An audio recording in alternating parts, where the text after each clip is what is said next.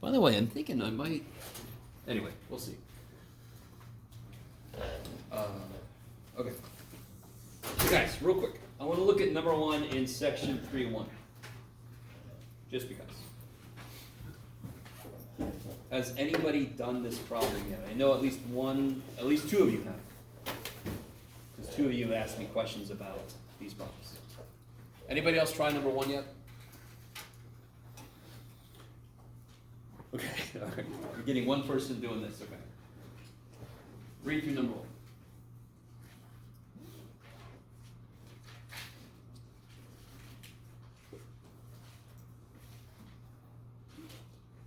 Do you guys pick up on the weird way they've defined addition of vectors? So normally, like if I do 1, 2, plus 3, 4, I'm going to get 4, 6. 1 plus 3, 2 plus 4, yes? This is our first baby step into the way we've defined addition didn't have to be the way we defined addition. I mean, look at how we defined freaking matrix multiplication. Was that obvious? Hell no. Why did we define it that way? Well, now we have a better idea of why we defined it that way. And of course, Excel is just built off of that shit. Are you guys all with me? Matrix multiplication, when you first learn it, if you don't say to yourself or out loud, why the shit did you people define it this way? You don't make sense to me. I mean, it doesn't make immediate sense. Why would you define matrix multiplication that way? I'm hoping now it makes a little more sense.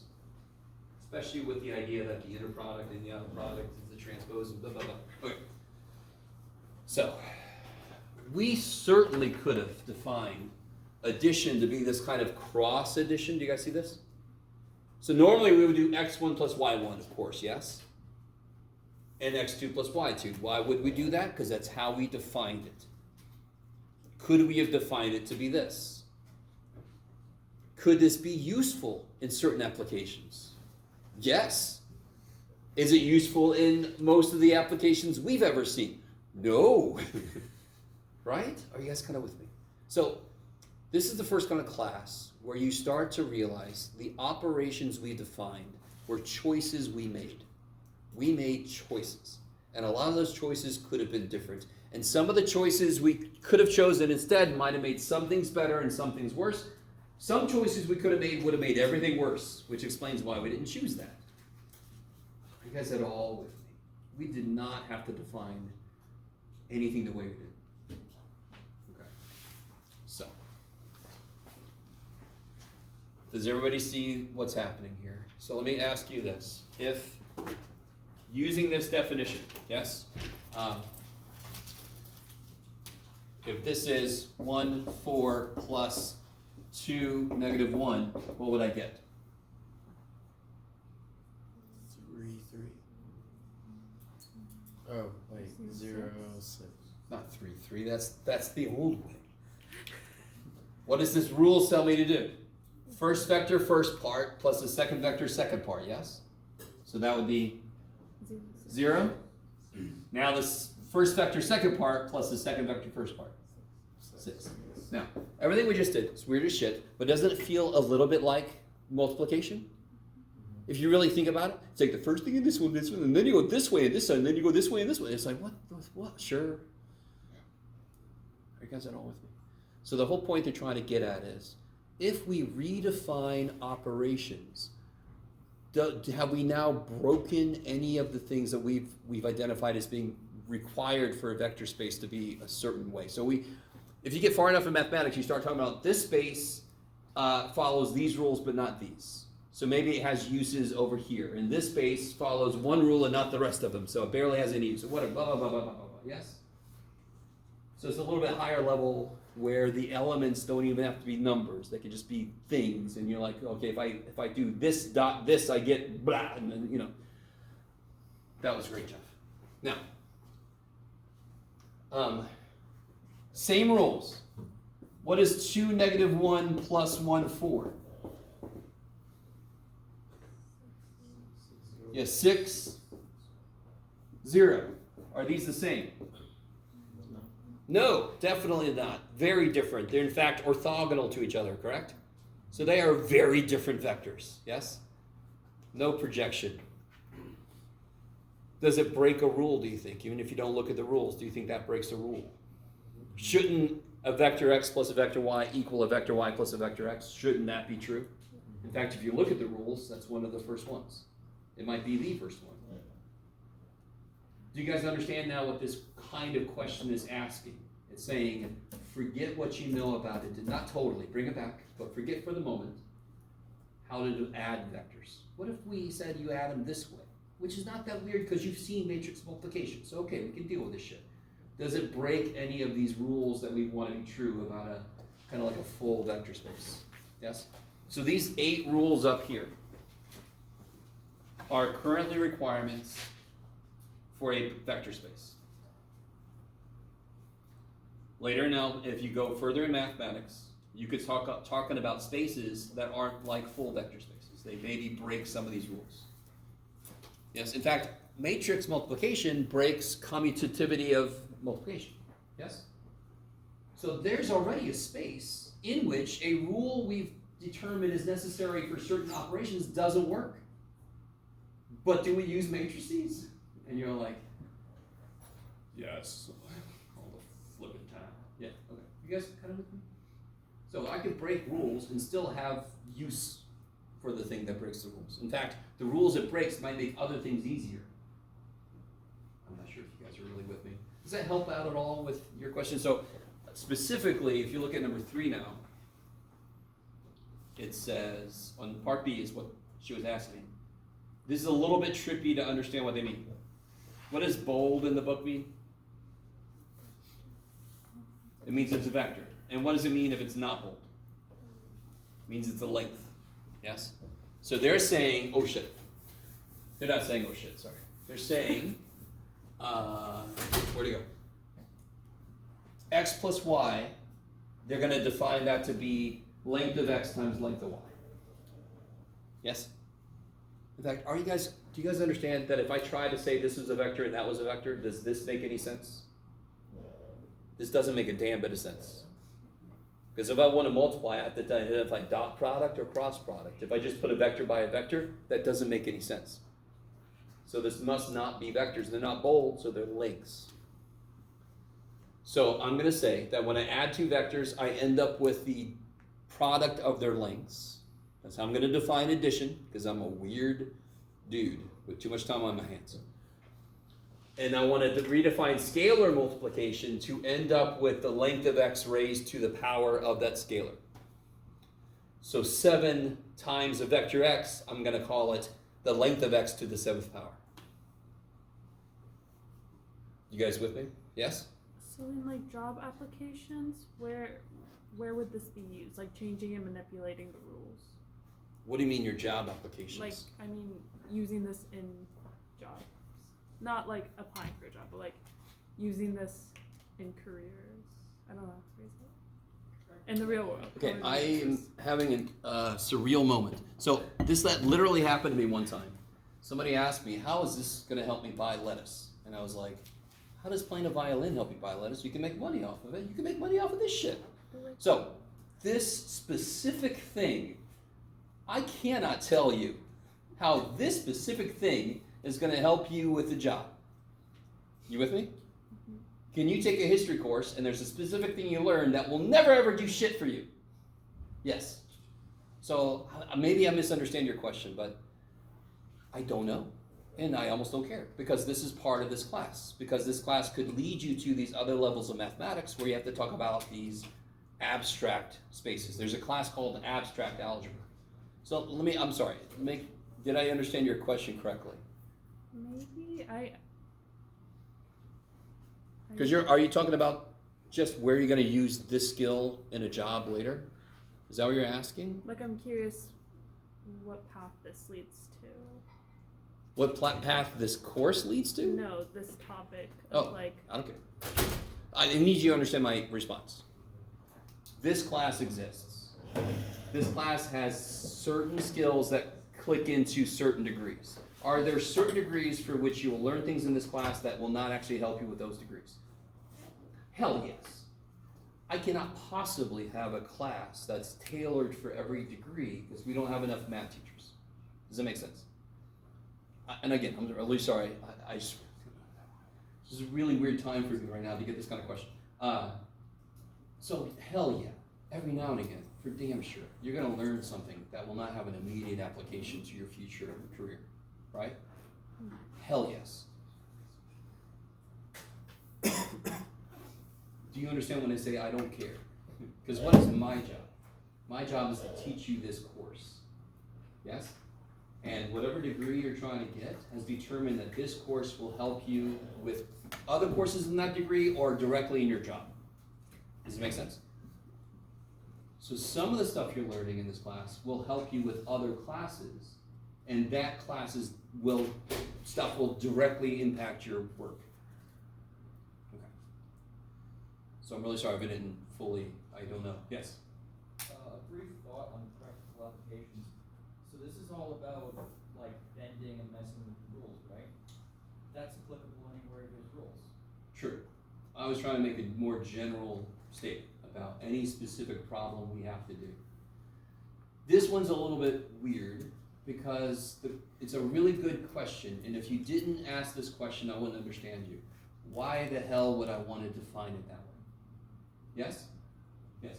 I was going to say, if you want examples, linear algebra is often used in tandem with other maths like calculus to represent high-dimensional spaces. No. For That machine level learning. of question I can handle. If you're asking me what 3B will do for you, I can't.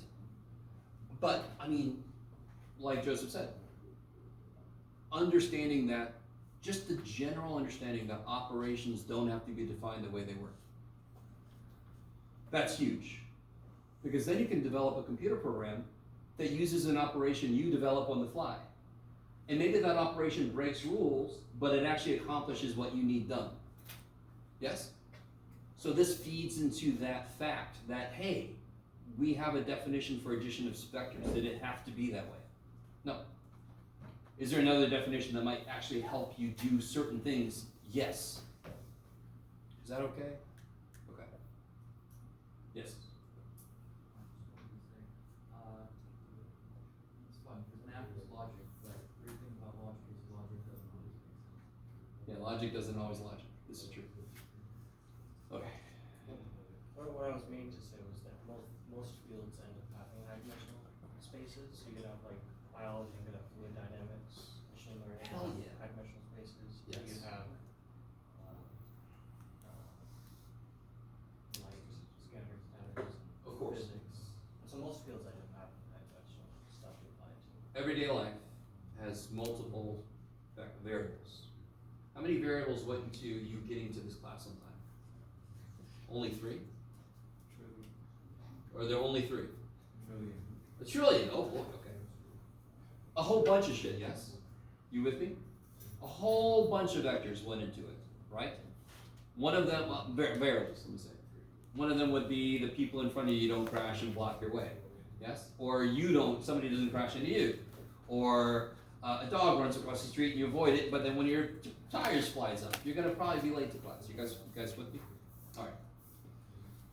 So, to make it more official or more academic, every field involves multivariables. And that's why like statistical consultants make a ton of money, because every field involves statistics to some degree. So if you're a statistician, a consultant, you can go from company to company and just make tons of money because the people working there don't know the stats because they didn't have to, but they need the stats to improve. That's just one example of like a math field that generalizes to almost every other field. Does it make sense? So, okay. If I was in a better mental state, I probably would have said something more like, this is more tools. That would have been not satisfying, I don't think. Because you could learn more and more tools and just sit there with this whole toolbox and go, and I don't know what to do with any of this. Right? All right, I'll let that go. Let me see. Do you guys I think it's a little hard with the way he constructed this, believe it or not, to understand what he meant, but he meant this is defined like this, and this is defined like this. And then he says test rule 7. And let's see, let's check this out. X plus y is 2. So if x is 2 and y is 1, then x plus 2 would be x times 2 times 1, yes? And cx would be 8 because c is 3, x is 2. 3 times 2 becomes 2 to the third power, which is 8. You guys see that?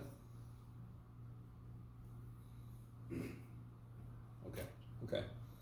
And then which number x is the 0 vector, blah, blah, blah. So that, you're just going to have to kind of play with that.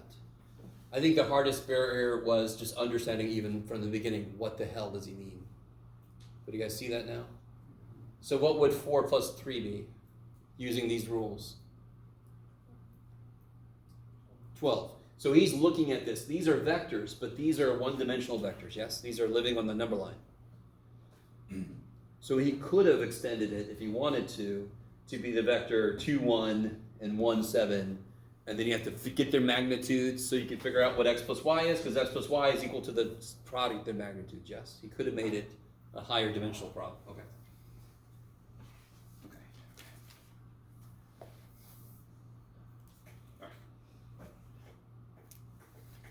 Okay, anything else from homework stuff that can make For me? as with the previous one, for the permutations, there's a question asking if it's an even number of powers, a power on a permutation. Why does it Where are we go at? back to it's the number 28 on the last one. Uh, I'll leave it with the 54. answer key, it gives like a weird answer, but the way I wrote it was any even power pretty much undoes the row switch. Oh yeah, this is a challenge problem, okay. Because any even power will just redo what the Oh, okay, this is permutation good. did. Sorry? Go ahead, I'm sorry. Every even power will just redo the permutation again, so it'll just go back to the original. Well, based on what P you pick, right? Especially for like a 5 by 5. Huh? It has to be even. Oh, in order for this to work. The K has to be even. Why is some PK eventually equal? Oh, so you're claiming that there's no P that exists where P cubed would equal I. Is that what you're saying? I'm saying if K is an even number, Yes. then it applies. Like P, it could be P to the second power on any.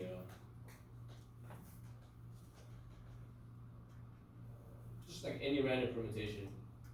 To the second power, it'll give you the K same. doesn't have to be even. Now, you could potentially, from your work, see maybe it seems like it has to be even to ever equal I. I tested a bunch of them, and only the even one go back to the. Interesting, okay. I don't know if I did that wrong. Well, I'm not saying you did. Yeah, okay, but this is. I'm not sure how much work you've done, so I don't wanna give anything away. Okay. Okay. So in the problem, it doesn't say anything about only even, but if you do enough work, you might start to see some patterns that come out. I don't know if you're only working with 5 by 5. I only did 5 by 5. And whenever I did an odd one, it would not go back to the. Yeah, that's the other thing. Then you start to wonder, okay, does it depend on the size of the matrix itself, right? Right? Right. That's Yeah. if you had time to play around. If you don't have time to play around, just stick with what the question's asking. I like what you're doing. And when it says to equal I, is it just trying to say like P to the 6th power should equal P? Is that, why do they, No. P to the 6th power should equal I. like it will, like whatever random permutation I put in should go back to the identity matrix? Yes. So, real quick, can somebody give me an example of a 3 by 3 matrix that would be P? That I would identify as P? 0, 1, 0, 0, Do it again, sorry. 1, 0, 0, 0, 1.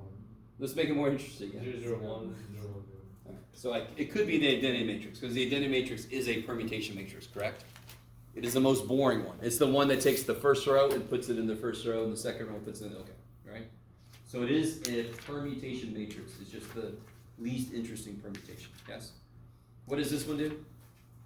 Which is the second and Switches the second and third, so if I did P squared, and I think this is what you found, right? Or at least the beginnings of what you Right. might have found. What do you think that would do? Because what does this matrix do again? Swaps row 3 and row 2. Swaps row 3 and row 2. So if I do that to itself, It'll go back to the. It'll go back to the identity. Now, my challenge to you, although it sounds like you think maybe you've already done this, but could you imagine creating, especially 5x5 matrix that would require exactly 3 movements to make it the identity matrix? Do you see what I mean? Like an odd number? Huh? Like an odd number of permutations? Yeah, any odd number, yeah. Maybe you start with 4x4, so smaller, and see, can you imagine something that would require Then you might have to switch. an odd number of swaps? Right. Yeah. Okay. If you have time. Yeah. Yeah. Okay. So if this works for part of it, I just gotta see if I can find an odd one. Yeah, exactly. Okay. Okay. So this one I just had 2 rows to kind of switch. What if I, real quick, what if I had 0, 0, 1, 0, 1, 0, 1, 0, 0. So this one just switch. Now what does this do? It's not inverting it, it's the anti. This just changes these 2, yes? Yeah. So, but if I do 0, 1, 0, 1, no, Jeff.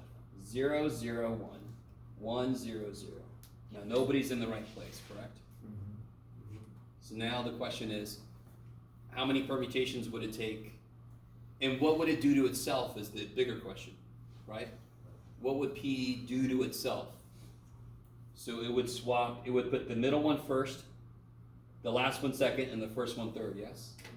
So if I acted on P with itself, it takes the second one and puts it first, the last one and puts it second, and it takes the first one and puts it last. Yes? Is that cool? So I don't actually have to do the multiplication, I can just do what it wants me to do.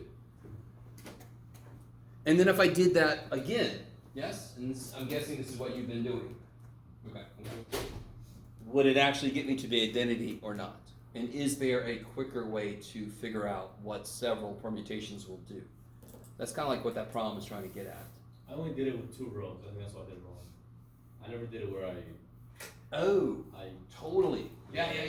I only kept messing Remember, with P the could rows. be, I thought maybe something wasn't full, because I wanted to see your work to see what was gonna happen.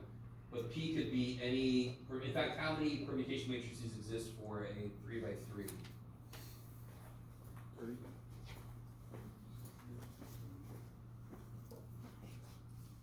Ruh-roh. Does anyone remember? The factorial. Yeah, so 3 factorial, so 6. So whoever said 6 is good. Yes, so there's 6 possible P's for a 3x3. What about for a 5x5? 15. I think I heard it. 120.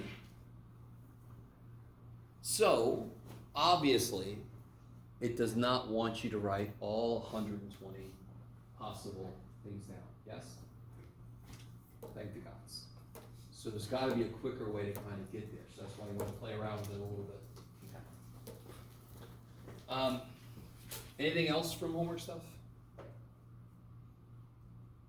Okay. Just really excited there for a minute. I like it. Questions are always good. So the first thing I think I want to do, let's review a little bit what we did last time, and then I have a handout that I want you guys to work on. If I have an M by N matrix,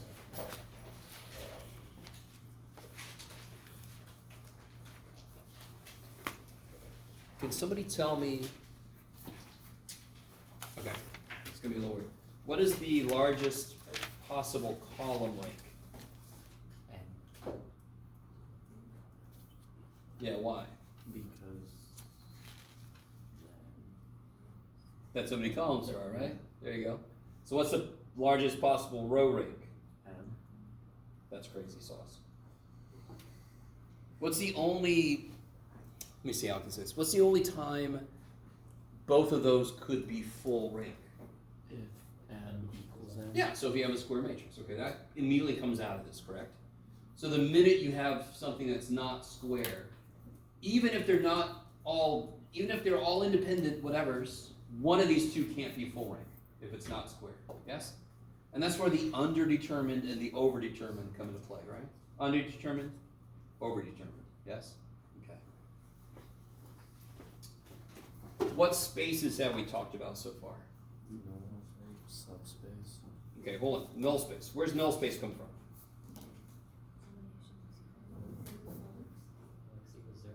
X equals 0. Ax equals 0, kick ass. So it is the one space that doesn't come from the vector, the matrix itself necessarily, it comes from me considering the answers to this equation. Somebody else give me another space we talked about. Subspace. I don't know what you said, say it. Sorry. Null space of A transpose. Or row space? Null space. Null space. We already said null space, what's that? Of AT. Oh, null space of AT, ooh, I like it. We haven't really done much with this, so we're gonna do some, I'm gonna make you do something with that today, I think, or maybe together. Yes, we'll do it together. What else we got? Subspace. Or vector space. Yeah, what specific spaces have we talked about? Row space. Row space? Now, this is one we haven't determined the basis for yet. Yes? But there should be a basis for this, but we haven't done it yet. Now, the one we've been focusing a lot of our time on is the column stuff, column space. And this one, we did do a basis for this. We can figure that out. Yes? How do I find the basis? Ax equals B. No. Given a matrix A, just given that matrix, that's all I got. How do I find a basis for the column space? No. Say again. Find the independent columns by doing what? Row reducing A. And then I can see the pivots, the ones, the leading ones, and I can see which columns. Okay, you guys all with me? Little trip down memory lane. How do I get the complete solution to Ax equals B? A equal to AX. Oh, if A is invertible, all right, real quick. If A is invertible, how big is the null space? Good. It's got a dimension 0. It's just the 0 vector. So it's got 0 dimension because it's not a line, it's not a plane, it's just a point that's got 0 dimension. Yes? You guys with me? That's the smallest it could be, so that's what it is when it's got nothing left. What is the answer if A is invertible? What's the answer to that equation if A is invertible? Versus AT. Yeah, A inverse B. Yes, or inverse of A times B, yeah. You guys all with me? So this is all stuff we've talked about, right? So when A is invertible, things are kind of beautiful, right? There's no null space, nothing makes it, the only thing that makes it 0, if A is invertible, what's the only thing that makes it 0? What's the only thing that would make B 0 if A is invertible? 0 vector. 0 vector, okay, cool. Now, assuming A is not invertible, how would I find the complete solution to that? Beautiful. And you're bringing in some diffuse stuff, which I love. I don't think the book, does the book call it homogeneous? Maybe not. You're good. I know what you mean. So it would be the null space solutions and then the particular solution, yes? So the combination of those two. And how would I find that? What's the easiest way to find that? So it would, the total solution would be xp plus xn. Particular plus null space. And all I would do is I would augment A with B and row reduce. Right, we've done that also. Okay, so let me give you this. And I think I'm gonna force you guys to work together because unless I can.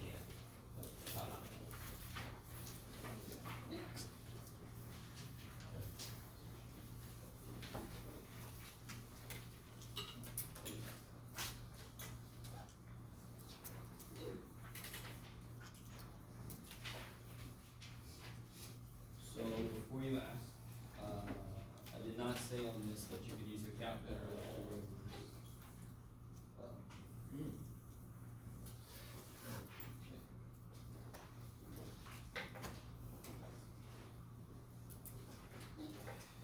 Turn the lights.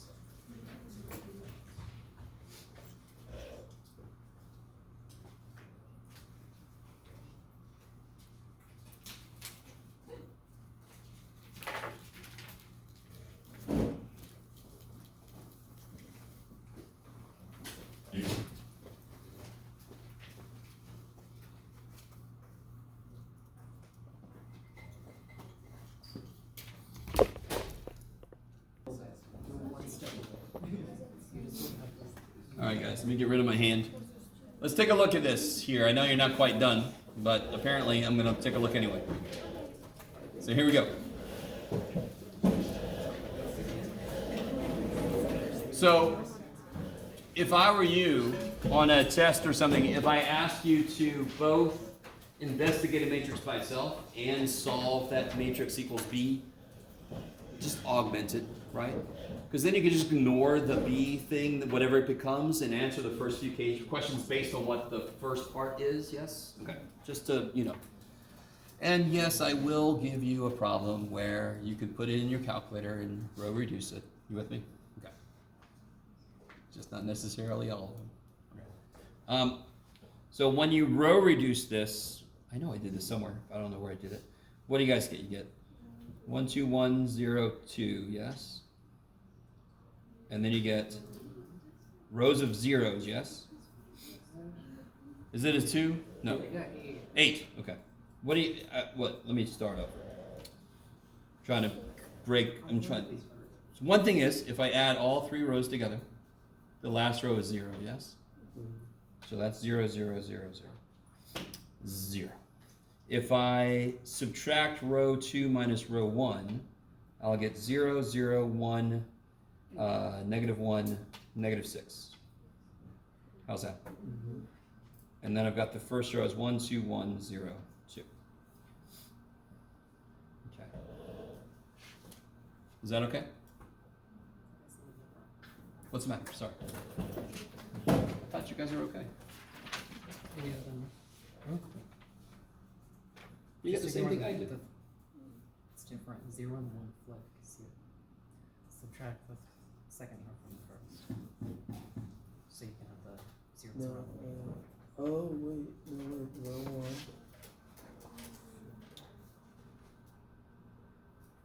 Let me see what you did.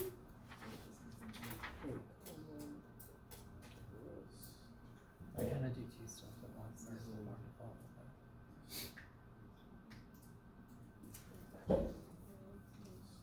Let's see. Yep. And then you did, what did you get here? You did, how'd you get here? This just sort of cancels. It's just No, where did this come from? I used 2 of the first row because that canceled nicely. 2 of the first row. It Okay, ends up okay. being the Oh, same. okay, 2 of the first row. So that makes 0, 0, negative 1, 1, 6.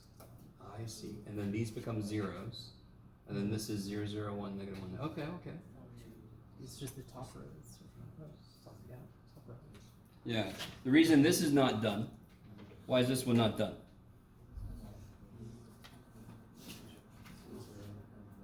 Why is this one not done yet? One more step on this one. Row. That leading one's supposed to have nothing but zeros around it, right? Okay.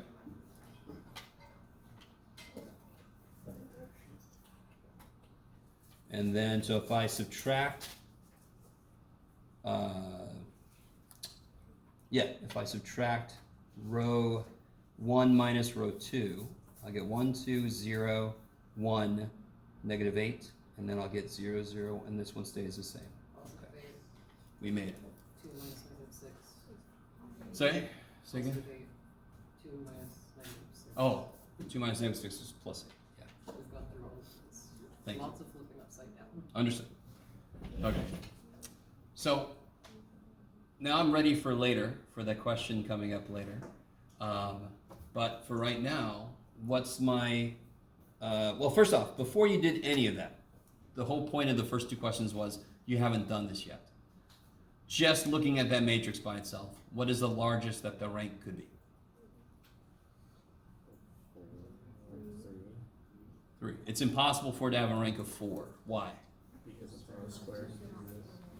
Column space and row space have to have the same dimension, yes? They have to have the same rank.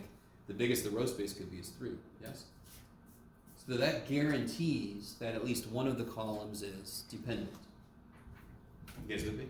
And that's something you know before you do any of what we just did, right? Okay. Is it possible for A to have full column rank? No. Is it possible for A to have full row rank? Yes, all day long. How many rows are there? 3. Could there be 3 independent rows? Yes. If there were 3 independent columns, there would be 3 independent rows. It would have full row rank. It would not have full rank, because it wouldn't have full column rank. Are you with me? So the minute you're not square, you're kind of screwed, but at least one of them could be full. Okay.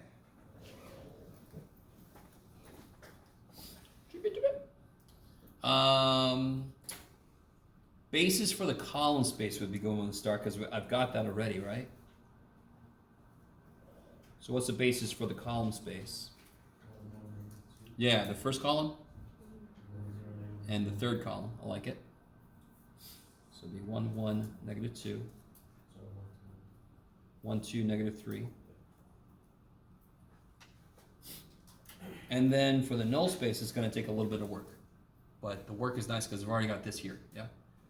Now, if I'm looking at just the null space, now some of you guys might realize, okay, this part of what I wanted to have happen naturally was you guys to realize you can answer that question and the later question at the same time. And I showed you that last time. So if I just want the null space and I don't give you any B, you would just take the rows and set them equal to 0, correct? How can I get the null space and the solution to this at the same time? Just use those numbers. Yeah, I would just take the rows fully. I would just take x1 plus 2x2 plus x4 equals 8. x3 minus x4 equals negative 6. So then I'm sort of answering the immediate question and the later question at the same time. I think part of my brain wanted to make you do things twice, sort of, not really. So you can kind of go, oh yeah, it's the same thing, but we already did that together. So, right, we already did that before. So how do I go from here? Which ones are my free variables? How do you tell? Yes, x2 is dependent column, x4 is related to a dependent column. So those are the ones that need letters. So if I call x4 t, what's x3? T minus 6. If I call x2 s, or whatever you want to call it, what's x1? Negative 2s. Okay, negative 2s minus t plus 8. And then you can tear this apart, right? I don't know if you guys, are you guys starting to look at that and seeing that that's several vectors put together? There's a vector dependent on t, there's a vector dependent on s, and there's a vector not dependent on either one of those. Little standalone dude. So we're sort of doing this, so we might as well, let's see. So I got my t vector is negative, I've got this backwards, yes? So negative 1, 0, 1, 1. Is that cool? Negative 1, 0, 1, 1. Plus my s vector is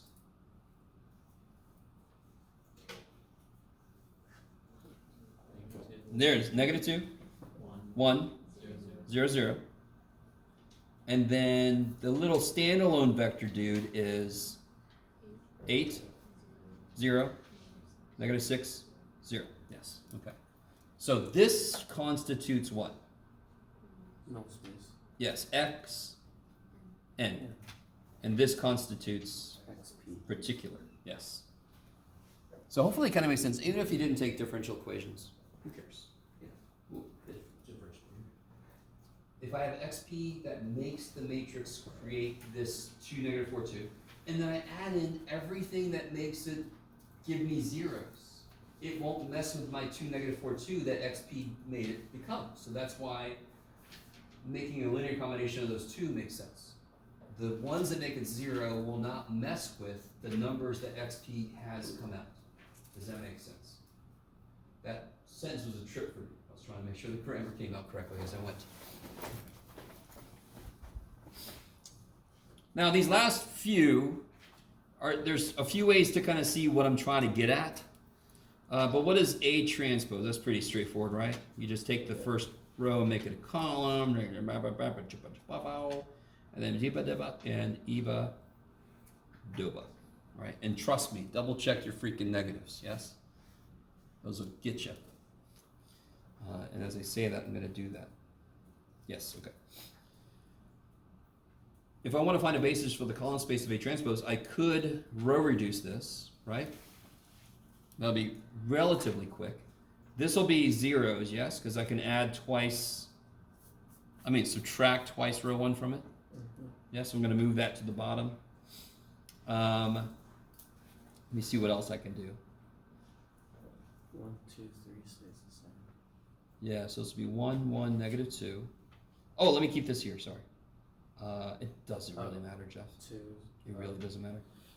Row 2 is 2 times row 1.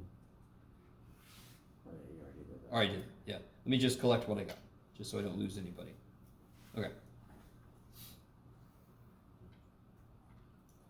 Now, if I do twice this plus this, I'll get 1, 0, negative 1.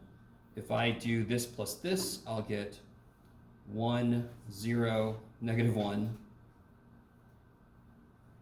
So I finally get 1, 0, negative 1, 0, negative 1, 1, 0, 0, 0, 0, 0, 0. Whew.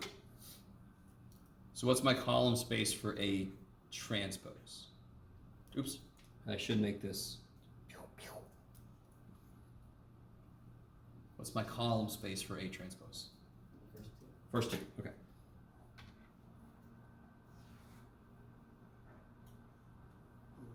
So what is my row space for A?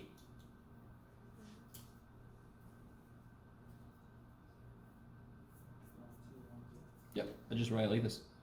Careful, I'm not sure what you just said, but yeah. 1, 2, 1, 0. Or, Yeah, 1, 2, 1, 0 written as a row. Oops. 0, 0, 1. And where'd it go? 1, 2, 2, negative 1. So before, go ahead. Would you write it as a matrix or a set? Oh, I see what you mean. So a basis, you could write it, so this really should be like this, yes. Is that what we're saying?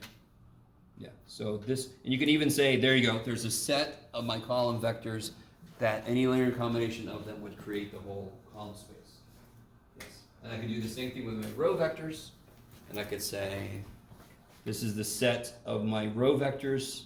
Any combination of them creates the column vectors here, but also the row vectors there, and all the rows that those rows could make.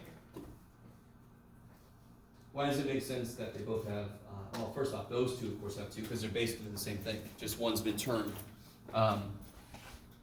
Before now, we didn't have a trustworthy way to always get the row space based on the original row vectors, because when you row reduce, you reduce it, so it's not the original row vectors. Are you guys with me?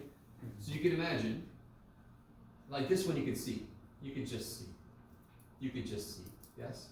I know that the last row is a combination of the first two, so. But you can imagine, if you have like a 10 by 11 matrix, you're not gonna be able to see. So if I, for some reason, need the row space based on vectors that were there in the original matrix, that's how I could get them, right? What I really want you to understand is, what is the row space from what we did up here?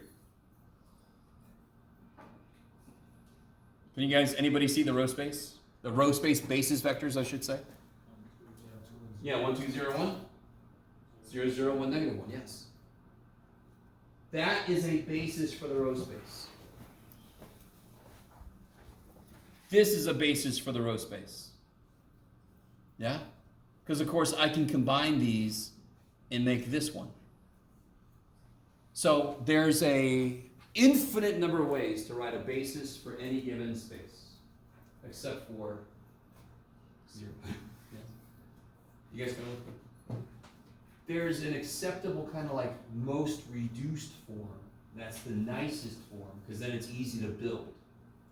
Sort of like if I have ij, I want to use 1, 0, 0, 0, 1, 0, 0, 0, 1 to build in 3-dimensional space. Even though any 3 vectors that are orthogonal are not orthogonal, but are not coplanar would actually achieve that also. I'd rather have easy building blocks. Yes? Maybe? Screw Jeff. Okay, so a little preview. All right.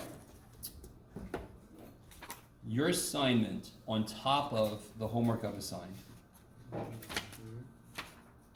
is to do what I hope you're doing anyway. This is really, really funny. Almost everything in 3-4 is a review. Part of that is me bringing a broader understanding to topics he already brought up. And then I look to 3-4 and I'm like, oh, you finally are telling us this. Okay. So if you read through 3-4, there is very little new. The only part that's really new is this. And I don't want to get into this right now. But this is actually a really cool way to organize. Do you guys see anything that looks familiar here? That's the column space for A transpose, yes? Which is actually the rows of A. This is the, where are we at? This is the column space of A. This is the null space of A transpose. This is the null space of A. You guys see what I'm saying? So this is the row space of A, but we still kind of default to calling it the column space of A transpose. But y'all understand they're the same thing. It just flips them. Yes. Yes, it kind of builds off of our processes we built. So it's easier to find that way. Yeah. And then we're going to get into 3-5. But again, a lot of this looks very familiar. This is stuff that there's a few things in here that are a little new that we haven't talked about directly. But we'll do that next time. I think that's plenty for tonight.